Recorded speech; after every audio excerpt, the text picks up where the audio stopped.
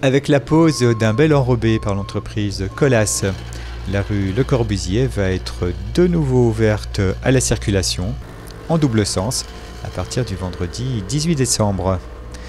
Commencé fin 2019, des travaux importants ont été réalisés sur ce secteur.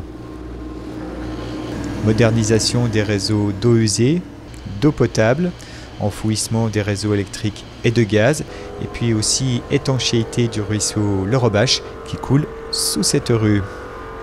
La proximité de l'usine Le Corbusier, classée au patrimoine mondial de l'UNESCO, a rendu encore plus complexe toutes ces interventions. Pour intervenir dans les abords d'un monument Le Corbusier, on est au-delà des règles classiques, des périmètres des 500 mètres avec les monuments historiques, l'architecte des bâtiments de France.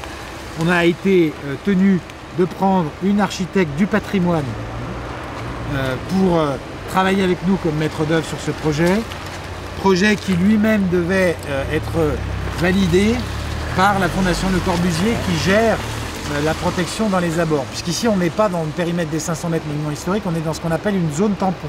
Mais ce chantier n'est pas terminé, la circulation sera de nouveau perturbée début avril 2021 avec le lancement d'une deuxième phase d'aménagement financée par la ville à hauteur de 1 300 000 €.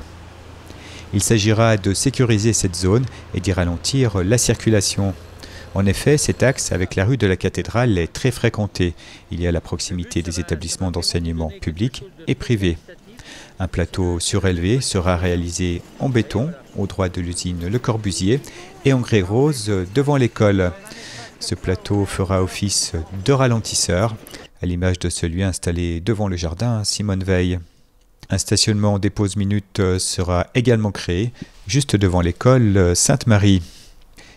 Ce site sera valorisé avec la pose de mobilier urbain répondant aux exigences de la Fondation Le Corbusier.